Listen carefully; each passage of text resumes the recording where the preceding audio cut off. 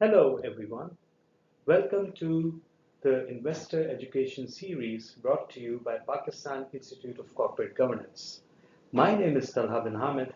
I'm a chartered accountant by profession, and I'm the head of director and training development at the PICG. Today, in this short video, we are going to learn about a very interesting topic, which is board diversity and board committees.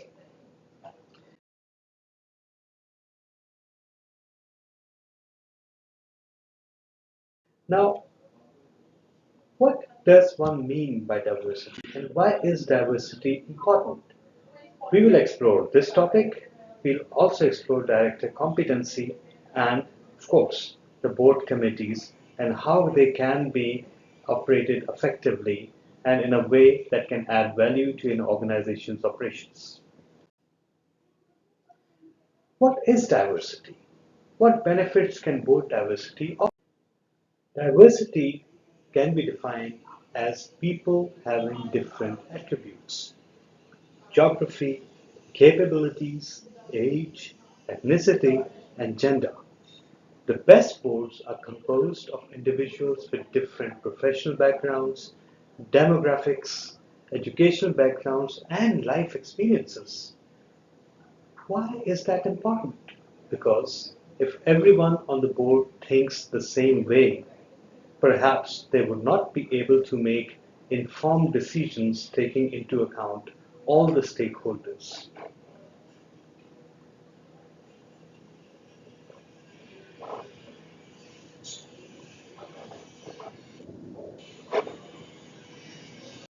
These are some of the benefits of diversity. There is more effective decision making because we are taking more factors into account. Together, there's a greater range of experiences and knowledge to draw from. And that is why there's a better view of risk management. There's access to a diverse range of expertise and knowledge and more inclusive corporate culture. Because when there is inclusivity and diversity at the board level, that means that the same culture will travel down into the organization.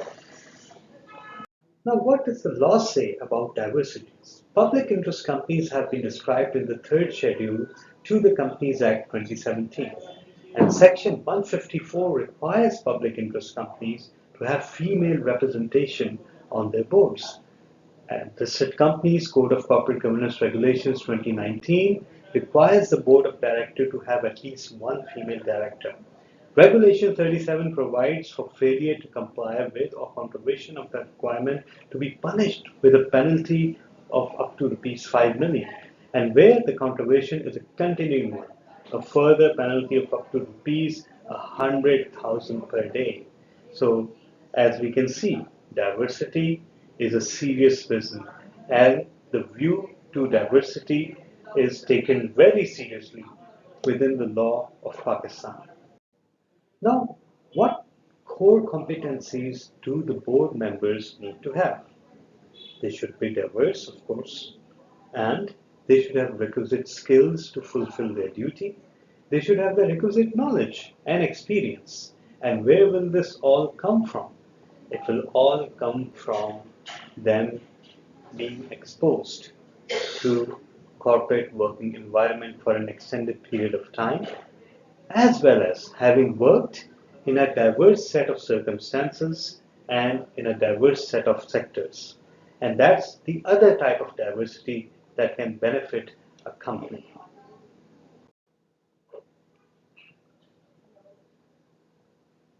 Both diversity or director competencies comes from diversity in industry, diversity in behaviors, diversity in governance approaches, and diversity in technical expertise. For example, one board member may be an accountant, the other board member may be an engineer, another one may be an entrepreneur or a businessman, and someone else must be maybe a representative from one of the institutions that have invested in the company. So all of that gels together into a beautiful whole that is more than the sum of its parts. Now we move on to board committees. What is the purpose of board committees? See, the board of directors has a lot on its plate, and sometimes it makes sense to outsource deeper thinking and more debate to a subcommittee of the board, which consists of the board of directors, but it meets separately and it is more focused on a few specific areas. Example of committee established for specific short-term projects or goals. IT committee, when transformation is in process. ESG, before ESG practices are integrated within the company system. And business development, when new ventures are being initiated or planned. So the larger organizations can delegate their work to committees. These committees can be permanent or they can be specific purpose or temporary. The committees make recommendations for actions to the board. The board retains collective responsibility for decision making, but the committees recommend. And committees allow directors to deepen their knowledge of the organization because away from the board in a separate meeting, they're allowed to explore further. The board needs to determine which committees will add most value to their organization subject to the applicable regulatory requirements. And committees may be of an ongoing nature, like the audit committee, or may be formed for a specific short-term project or goal, as stated earlier. The existence of committees can signal to investors that the board is taking particular issues seriously, and that is as important a consideration as any when you're considering investing in a company or when a company is listed on the stock exchange, the optics of that company's operations are very important. And when investors, creditors, or lenders or regulators see that a company has a set of committees, they take a more kind and appreciative view of the compliance structures within the company. These are some of the committees that the board may form. The audit committee is the most common type of committee and it's existent not only in listed companies but many private limited companies as well. What does the audit committee do? Audit committee ensures that a robust internal and external audit mechanism exists within the company. It oversees the internal audit process. It also oversees the external audit process. It deliberates on the findings and presents recommendations to the board. It also reviews the accounts and related party transactions and any other task that the board has assigned to it and presents its recommendation to the board. Then there's a human resource committee or human resource and remuneration committee as it's called oftentimes. Its task is to oversee the manpower budget, the promotions, the compensations, the remunerations, the organization structure, and the impact of any changes that are needed. The risk committee is a relatively new type of committee that is only now, in recent years, becoming very important. The risk committee oversees all the risks that are facing the organizations. It can draw information from the audit process, from the internal audit process, from the HR process, from other committees.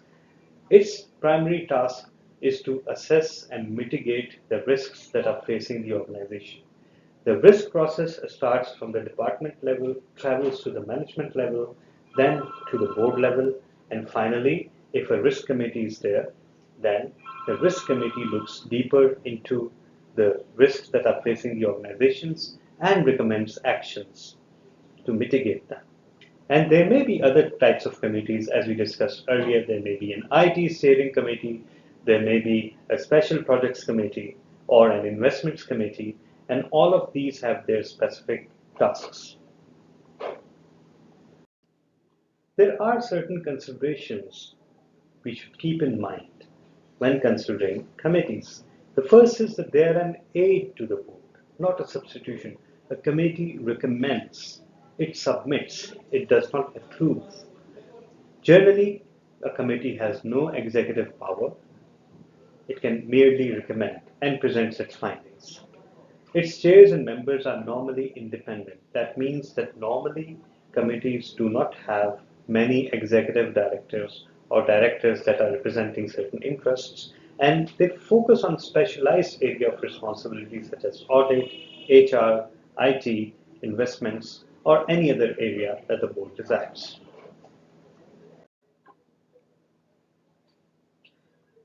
In order for a committee to be effective, there needs to be an oversight by the board. The board should monitor committee's activities, and that is done when the committee presents a report to the board. The board considers and deliberates and either accepts or suggests further tasks or improvements. And the board should also routinely evaluate committee's charter, the constitution, or the SOP of the committee, whether it's operating effectively and whether it's effective in light of the changing needs of the business. To add value to the board's work, the committee itself needs to ensure the right structure, they have the right makeup, the committee should have a formal charter, the committee should meet often enough to undertake their role effectively, and minutes should be kept and circulated to the full board. That is very important for stewardship of the committee's effectiveness. I hope this short video will have greatly increased your knowledge about board diversity and board committees. Thank you. This is Talha Binha.